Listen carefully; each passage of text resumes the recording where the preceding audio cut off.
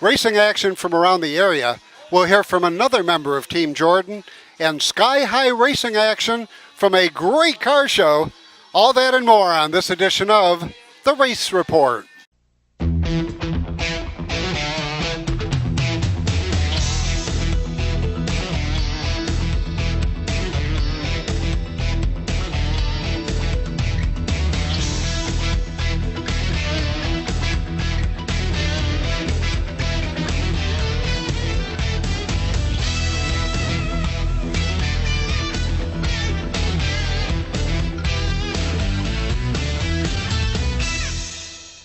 Hi everyone, welcome to another edition of the Race Report. I'm Ron Hills.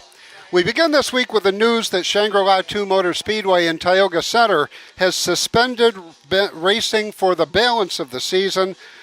There is a possibility of a season-ending show in September or October. Stay tuned to the Race Report for the latest updates. The closing of Shangri-La 2 will not affect the racing at Skyview Drags. Join us next week on the Race Report as we talk to a number of the drag racing competitors. Champion Speedway in Owego rained out on Saturday night. They have rescheduled 2 rain dates, one for August 1st, the other for August 15th. With Saturday's racing action washed out, the Race Report headed south to 40 Fort, Pennsylvania for a classic European car show. Well, the car came out of Syracuse, New York. It was owned by an Indian, Donald Shenandoah, and he had it since 1954. I bought it about 25 years ago. The car is a 1938 SS 100 Jaguar. It's their really first sports car. It has a 3.5-liter engine, overhead valves, twin electric fuel pumps, twin carburetors, 12-volt electric system. Produces 125 horsepower. The body is all handmade out of aluminum alloy. It's pretty much stock the way it came out of the factory. Original engine, transmission, everything is pretty much original on it. The interior is leather, Wilton wool carpeting. They used them a lot for hill climbing and such, trials. I don't know what else I could tell you about it. I've owned it a long time. It runs very well. I drove it to the show. It was owned by a Reverend C.H. Blofeld of England, an Anglican priest. And he sold it to Donald Shenandoah. Donald bought it unseen. Donald used to go to Watkins Glen, and Dave Garraway from the Today Show, the first host, he used to race his SS 100 there. And Donald fell in love with the car, and he tried to buy one, and he couldn't find any. No one at that time knew production numbers, so he just assumed it was mass-produced, like our Chevys, you know. But it turned out that wasn't the case. And he couldn't. It took him a long time to find one, and he found one in England. And he bought it from the Reverend Blofeld, unseen. He paid $2,000 for it. And he had it shipped to the New York docks. And he drove it. He put water and gas in because they come dry. And him and his wife drove it from the docks to Syracuse. And it was in the late fall, early winter, and they hit snow naturally in the snow belt. And he said it was the most fun he ever had in his life driving that car from the docks to Syracuse. And that's basically the background on that car. He showed it extensively in the New York area. In fact, a lot of the badge bars I have were clubs he belonged to in the New York area. And the people up there in Buffalo, I went to Buffalo with it, they knew the car immediately. This is Shenandoah's car. And I said, yeah, you're right. It was a different color, but they knew it was his car. So it was well known in that area, you know. But he got old. He was like 80 years old, and it was time to let it go. You know, his wife was getting ill, and he was getting old, and, you know, with a tear in his eye, he sold the car. I just always liked British bikes, motorcycles, British bicycles. I had a British bicycle. In fact, I just bought a Raleigh recently, just like the 3-speed I had one in 1954. You know, so I always sort of like the English stuff. I have an Austin Healey. I have this Jaguar. I have an XK140. So I've had E-types. I've had a lot of British cars. So that was just the way I went, you know. I tried a Corvette for a while, but I didn't like it. I went back to the British cars. They only made 118. I don't know if I told you that. They made 118 from 1938 to 19. They made one in 1940 because the war had come in.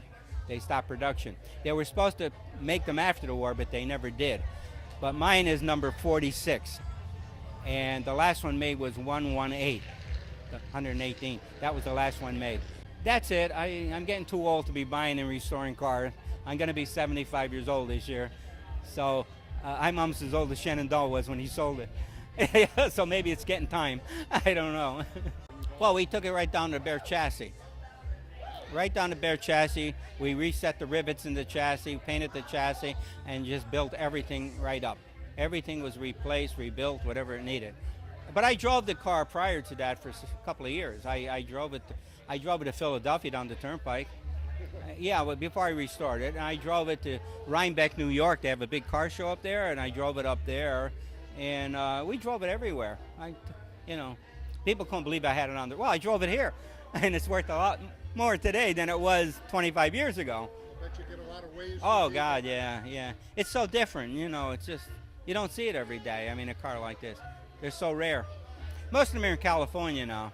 Classic Jaguar Association members have them.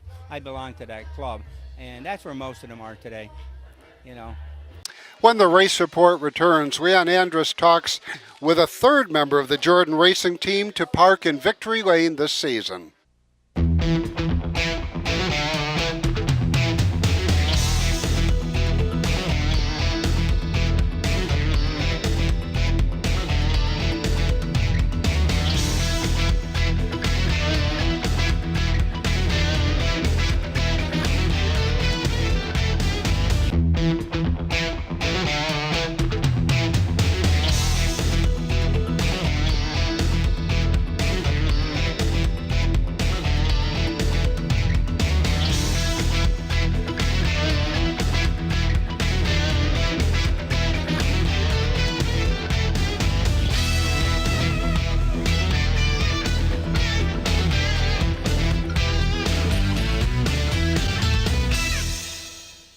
"30 years of satisfied customers. That's the proud history of Brush and Pallet Auto in Candor. We have a large selection of cars, trucks, and SUVs. Here is this week's Car of the Week. We'll give you a $1,000 minimum trade-in, and we have financing options to fit your needs, including a first-time buyer's program. Think you can't afford it? We think you can. Check us out at brush-pallet.com or visit us in person at 598 Owego Road in Candor, New York. Unicorn Electronics in the Valley Plaza, Johnson City has the best pricing and selection of audio, video, and computer cables in the area. Don't spend a fortune on that HDMI cable for your new HD TV or Blu-ray player.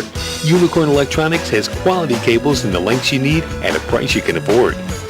Expanding your network? Unicorn has the patch cables and accessories to make it happen. When you need to connect, think Unicorn Electronics in the Valley Plaza, Johnson City.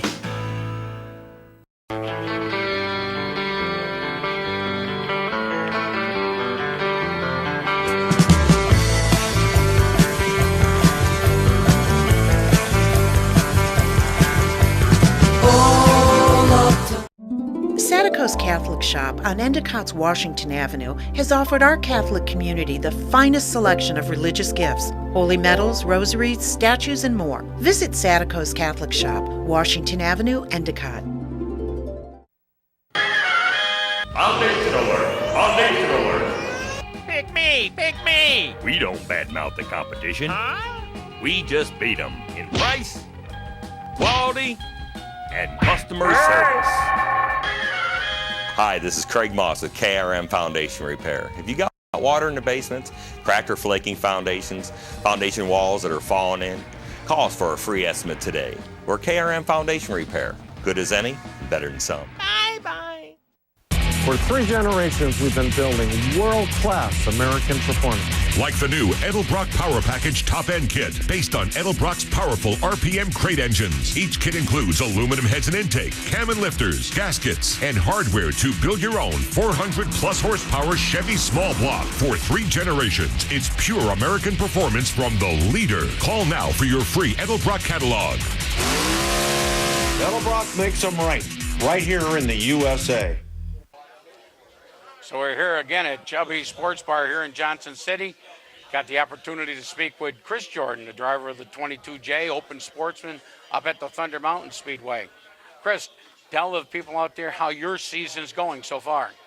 Well, I'm having a little bit of a rough season. I've managed to pull off a win once already, but I'm kind of like a little inconsistent right now. I'm get a good night going, and then I'll have a bad night. So a little bit of a rough season right now. I'm hopefully I can pull it through and come out on top and just keep going and come out with a strong season.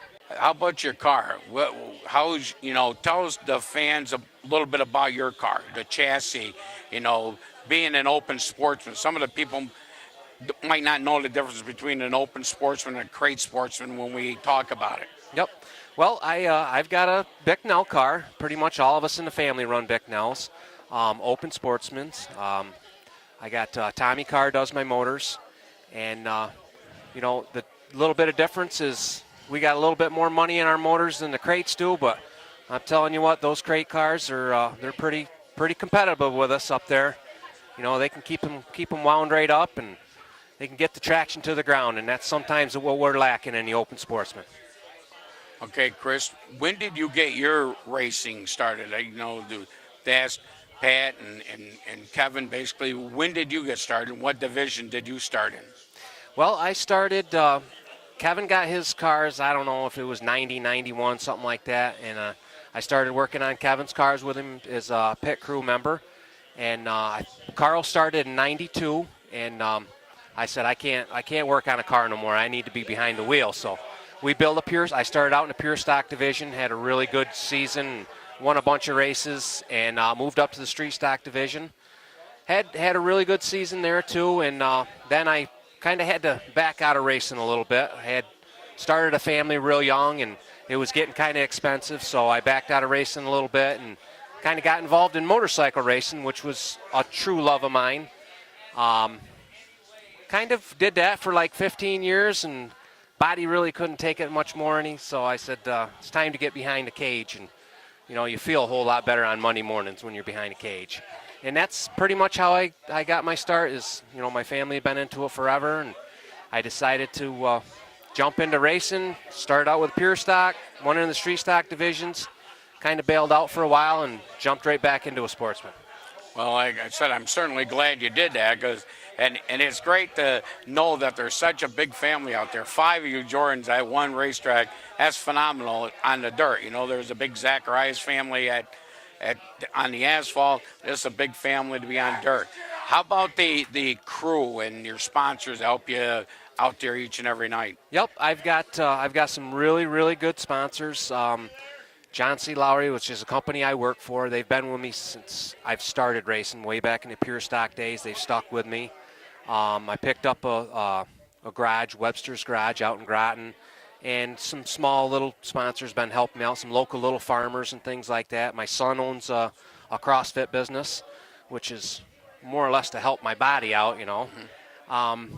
But the sponsorship has been going really good, and it's just hopefully we can keep it on going, Well, that's a good thing. How about the crew, like on a Saturday night? Say you have a crash on a Saturday night.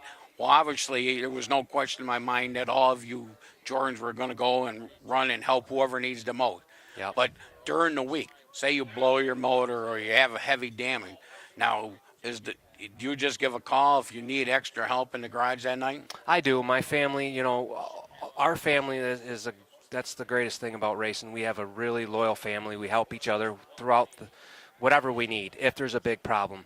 The weekly maintenance stuff, I'm kind of a one-man show. I have an older gentleman that's been with me for a long time, and he's great help. He comes up and helps me out. And I picked up a couple extra guys this year that come over, and we try to pick one night out of the week and say this is the night we're going to work on cars, because everybody's got a family and everybody's got something to do.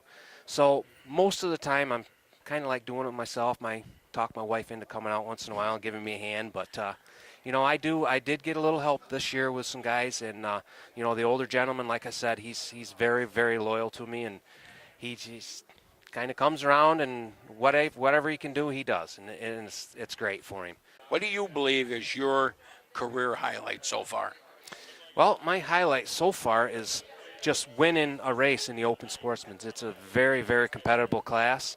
You know, I would love to someday win a championship, but right now I really honestly, people say this, but I race for fun. I really do. I don't care about points or nothing like that. I want to go out and win as much as I can.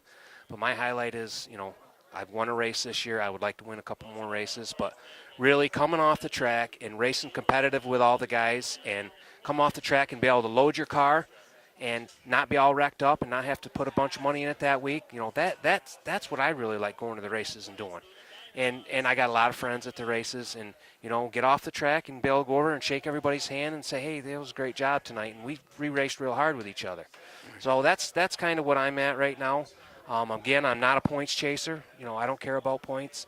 I obviously do want to win a championship someday, but right now for me it's all about having fun. Okay, one last question before we let you go. You're out there in the open division. Kevin's out there in the open division. When you two are racing, do you give any more room to Kevin than you would another competitor? No.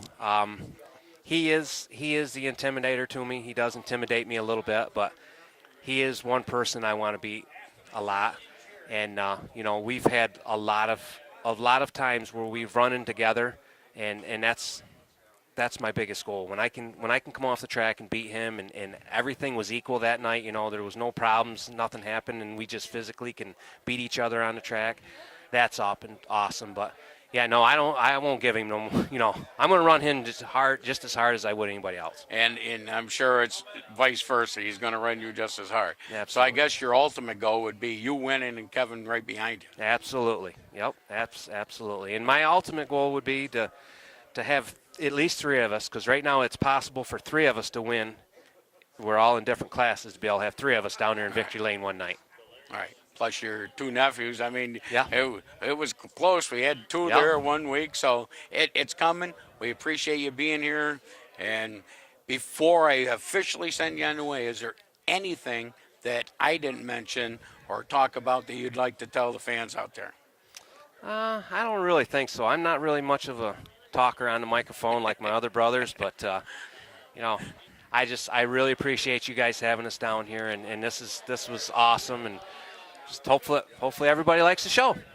Okay, well, thank you very much, Chris. Thank you.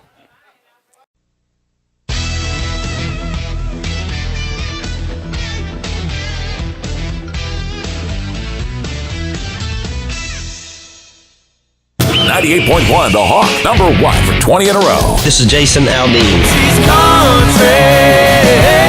Hot new country. This is Luke Brown. And kiss tomorrow goodbye. This is Charles, Dave, and Hillary. And we are Lady Annabella. And I don't know why you don't take me downtown anymore. Binghamton's hot new country. This is Carrie Underwood. Every tear-soaked whiskey memory blown away. Binghamton's hot new country. 98.1 The Hawk.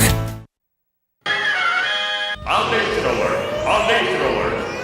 Pick me. We don't badmouth the competition. Huh? We just beat them in price, quality, and customer service. Hi, this is Craig Moss with KRM Foundation Repair. If you got water in the basements, cracked or flaking foundations, foundation walls that are falling in, call us for a free estimate today. We're KRM Foundation Repair. Good as any, better than some. Bye-bye. For 3 generations, we've been building world-class American performance. Like the new Edelbrock Power Package Top End Kit, based on Edelbrock's powerful RPM crate engines. Each kit includes aluminum heads and intake, cam and lifters, gaskets, and hardware to build your own 400-plus horsepower Chevy small block. For 3 generations, it's pure American performance from the leader. Call now for your free Edelbrock catalog. Edelbrock makes them right here in the USA.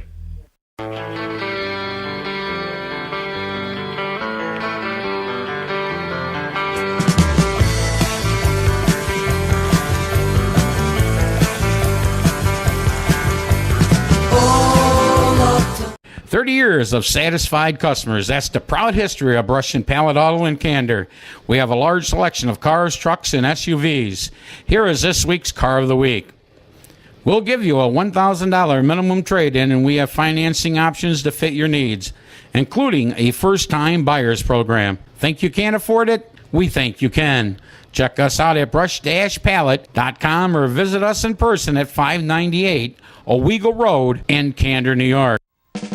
Roast beef, mashed potatoes, spaghetti sauce, sliced tomatoes, scrambled eggs, turkey legs. I pinch everything. Salamitas. There's nothing else like it.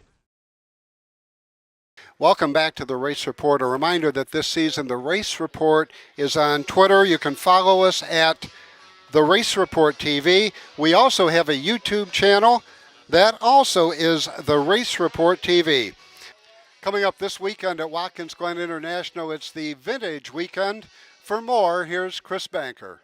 We have the United States Vintage Grand Prix, sponsored by Glenora Wine Cellars and Welliver. It's going to be an awesome weekend, just to see all of those historic cars and all the history that comes familiar with Watkins Glen International. Tickets are available for that as well, and we hope to have good weather and a good crowd. Phone number is 866-461-RACE, and the website www.theglen.com. Would you like to have dinner with Richard Petty? You can. Here's how. We are certainly delighted to be honoring Richard Petty. He's been a longtime competitor here. He is an iconic figure in racing. Many people think of Watkins Glen as a road course for sports cars or open wheels. But in fact, stock cars have been racing here since 1957. Lee Petty, Richard's father, raced here in 57. Lee and his son Richard raced here in 1964. This next year will be the 30th continual year of stock car racing at Watkins Glen. The fans, the sports car fans, the stock car fans are thrilled with the Watkins Glen track. Richard Petty, many of us in the sports car world have revered him since he first began driving in the early 60s. This year he is going to be receiving the Cameron Argetsinger Award for outstanding sportsmanship. And the dinner will be on August 6th. It's open to the public at the Corning Glass Museum.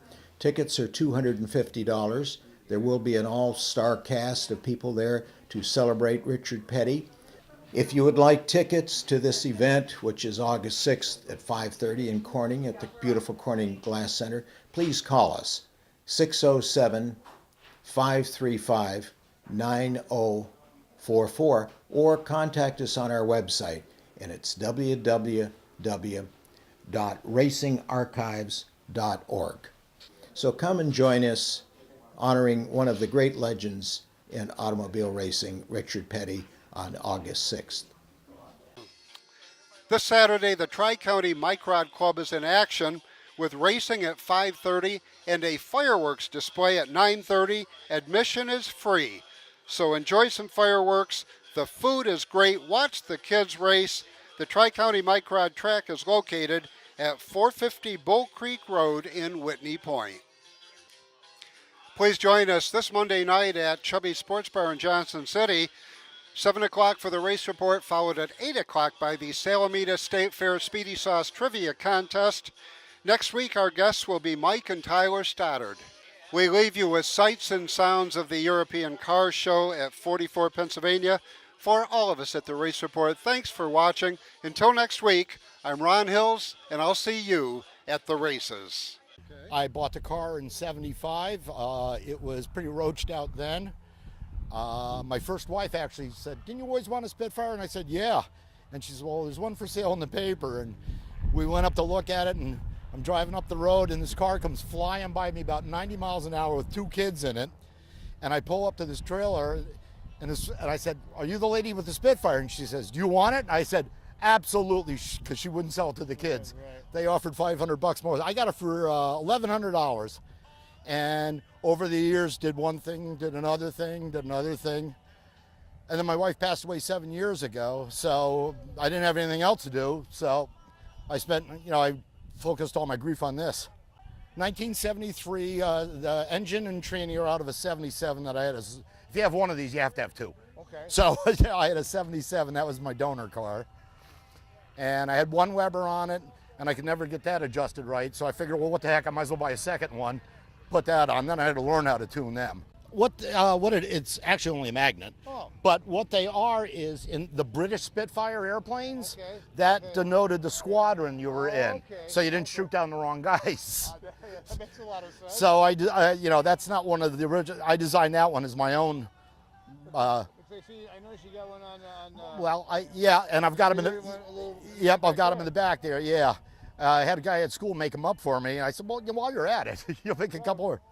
I used to autocross it a lot with the Corvette Club of Northeast Pennsylvania, and that was back when I used to drive it like it wasn't mine and I didn't have a nickel in it. I'd like to autocross again, but every time I get it, I think, well, how long and how much will it cost to fix this? So I don't push her hard anymore.